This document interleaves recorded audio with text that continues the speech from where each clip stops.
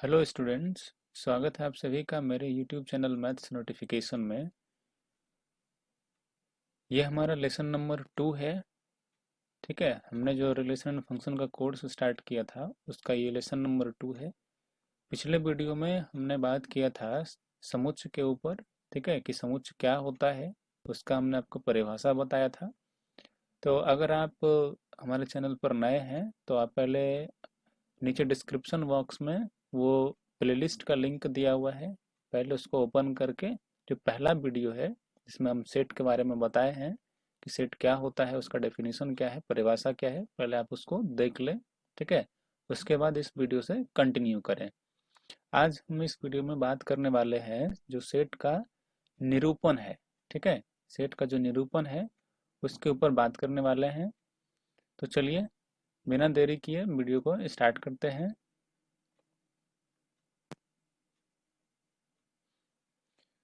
तो देखिए बेटा, अगर हम पहले हम एक्चुअल जो इसका रिप्रेजेंटेशन है उस पर आगे बढ़ने से पहले हम आपको कुछ बात बताते हैं। जैसे मान लिया जाए कि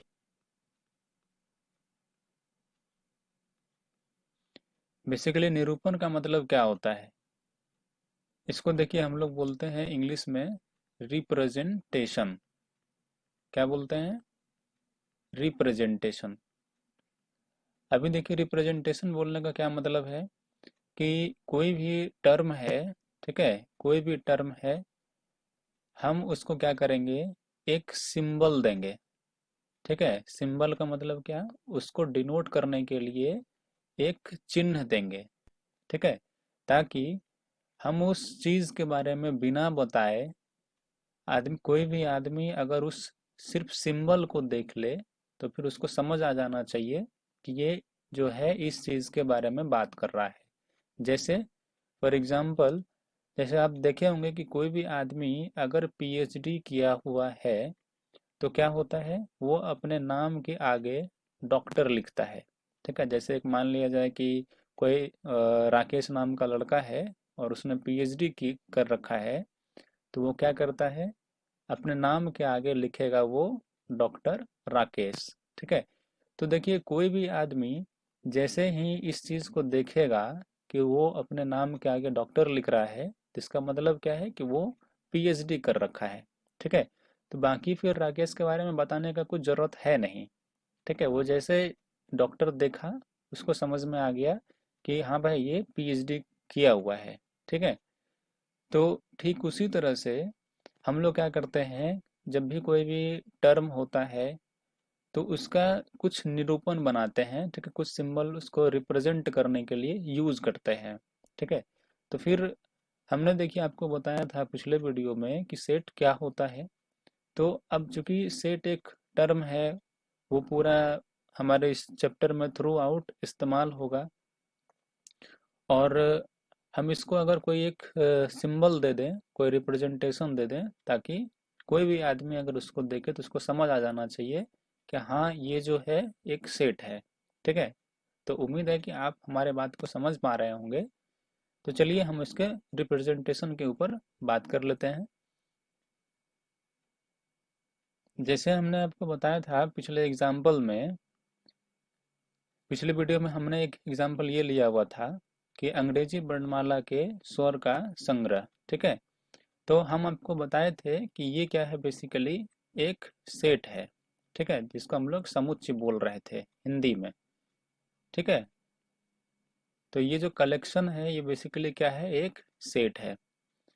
तो हम लोगों ने हम लोगों ने नहीं, ये पूरी पूरी जो है दुनिया जिस कॉन्सेप्ट, जिस सिंबल को इस्तेमाल करती है सेट को रिप्रेजेंट करने के लिए, वो है ये मंथली ब्रैकेट। ठीक है, अगर कोई भी संग्रह सेट है तो हम लोग क्या करेंगे, उसको मंथली ब्रैकेट से डिनोट करेंगे। ठीक है, अगर हम उसको मंथली ब्रैकेट में लिखे तो लोग समझेंगे कि हाँ ये सेट है।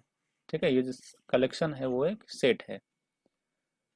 तो देखिए ये जो सेट का रिप्रेजेंटेशन है, वो रिप्रेजेंटेशन में हम लोग दो मेथड का इस्तेमाल करते हैं। एक को बोलते हैं रोस्टर रूप, एक को बोलते हैं समुच्चय निर्माण रूप। ठीक है, तो आज हम बेसिकली बात करने वाले हैं रोस्टर रूप के ऊपर। ठीक है, तो देखिए बेसिकली ये जो रोस्टर रूप होता है,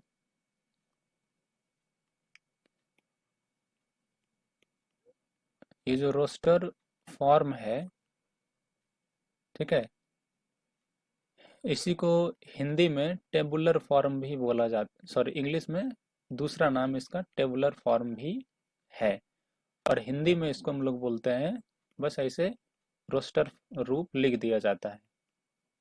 ठीक है, तो देखिए रोस्टर का मतलब क्या होता है, बेसिकली लिस्ट बनाना। ठीक है, आप कभी मार्केट जाते होंगे तो सामान का लिस्ट बनाते होंगे, तो ठीक उसी तरह से रोस्टर फॉर्म में क्या करते हैं हम लोग, लिस्ट बना करके लिखते हैं। जैसे देखिए ये हमारा एक सेट था, अंग्रेजी वर्णमाला के स्वर का संग्रह, ये एक सेट था। तो हम आपको बताए थे कि इसमें क्या क्या आंसर आ सकता है। ठीक है, तो आप बताए थे कि अंग्रेजी वर्णमाला में जो वॉवेल है वो ए ई आई ओ यू है। ठीक है, तो अगर हम इसके आंसर्स को इस तरह से लिस्ट बना करके लिखें और इसको एक मंथली ब्रैकेट में रख दें, तो यही क्या होता है, रोस्टर रूप कहलाता है। ठीक है, उम्मीद करते हैं आप बात समझ रहे होंगे। बस क्या करना है कि आप उस कलेक्शन में कौन कौन सा आंसर आएगा उसको निकालिए, और मंथली ब्रैकेट के अंदर उस आंसर में कॉमा लगा लगा करके लिख दीजिए, वो हो गया उसका रोस्टर फॉर्म। ठीक है, अभी देखिए एक बात और बता दें, सेट को नाम देने के लिए हम लोग इंग्लिश अल्फ़ाबेट का जो है वो कैपिटल लेटर इस्तेमाल करते हैं। ठीक है, जैसे ये एक सेट है, तो इसको डिनोट करने के लिए हम लोग कैपिटल लेटर का इस्तेमाल करेंगे। सपोज दैट इसका नाम हम लोग ए रख देते हैं। ठीक है, तो उम्मीद करते हैं ये आपको समझ आया होगा। चलिए फिर अगले एग्जाम्पल पर देख लेते हैं। तो ये देखिए जैसे भारत के 3 सर्वश्रेष्ठ बल्लेबाज का संग्रह था, ये एक्चुअली में सेट था नहीं। ठीक है, हमने आपको पिछले वीडियो में बताया था, अगर आप वो नहीं देखे हैं तो एक बार उसको देख लें। ठीक है, सो दैट कि यहाँ आपको ठीक ढंग से समझ में आता चले।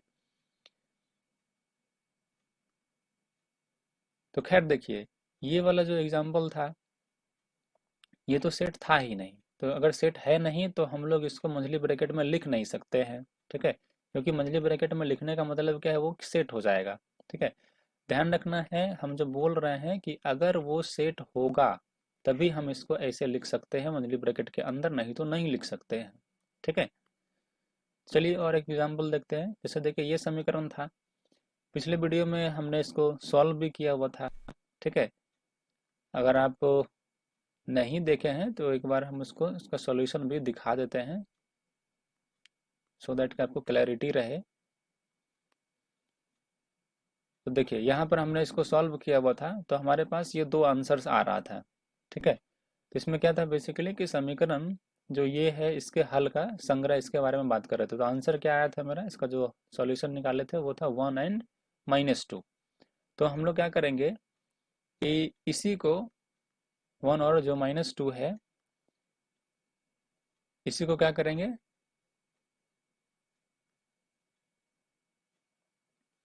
ये जो हमारे पास ये इसका सॉल्यूशन है 1 और -2, इसको अगर हमको रोस्टर फॉर्म में लिखना है तो क्या करेंगे, इसके बीच में कॉमा लगाएंगे और इसको मंथली ब्रैकेट के अंदर लिख देंगे। ठीक है, हो गया इसका रोस्टर फॉर्म।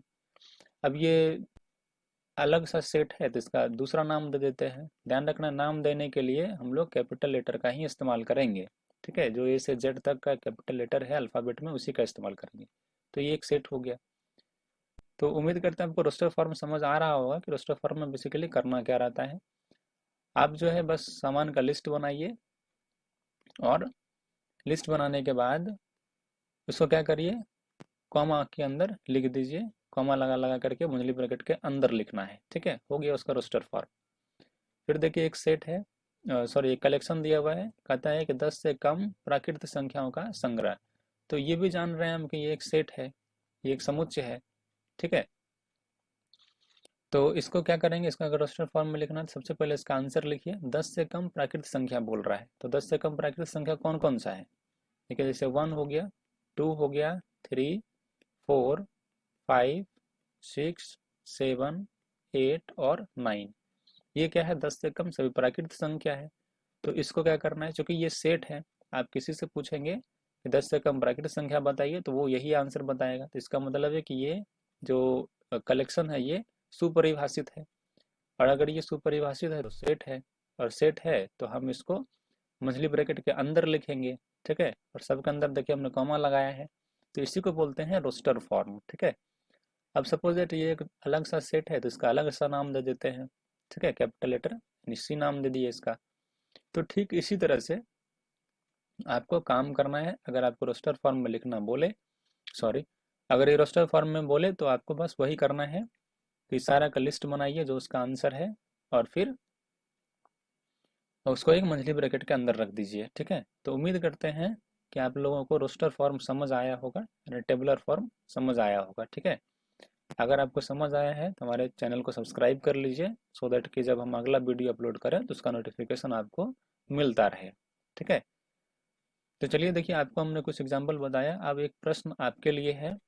ठीक है, ये देखिए यहाँ पर प्रश्न बोल रहा है कि क्या प्रथम 5 प्राकृतिक संख्याओं के वर्गों के संग्रह, ठीक है, ये समुच्चय हैं। ठीक है, यदि हाँ, मतलब अगर ये संग्रह जो है समुच्चय है, तो इसको आपको रोस्टर रूप में लिखना है। ठीक है, इसको अभी छोड़ दीजिएगा आप। ठीक है, समुच्चय निर्माण रूप ये हम बताए नहीं है, वो अगले वीडियो में इसका बात करेंगे, तब फिर आप इसको बना सकते हैं। अभी फिलहाल आपको पता करना है कि ये जो संग्रह दे रखा है ये समुच्चय है। अगर है तो इसको आपको रोस्टर फॉर्म में लिखना है, और आंसर आपको कमेंट बॉक्स में बताना है। ठीक है, ताकि हम समझ पाएँ कि कितने विद्यार्थी इसको सीख सके हैं। ठीक है, तो चलिए इस वीडियो में इतना ही, और आज हमने क्या क्या पढ़ा है उसको एक बार देख लेते हैं। हमने सबसे पहले आपको बताया जो सेट का निरूपण होता है, इसमें हम लोग रोस्टर फॉर्म के बारे में पढ़ लिए। ठीक है, कि रोस्टर फॉर्म क्या होता है। तो उम्मीद करते हैं आपको समझ में आया होगा। तो चलिए इस वीडियो में इतना ही। चैनल को सब्सक्राइब कर लीजिए। तब तक अपना और ध्यान रखिए। ठीक है, बाय।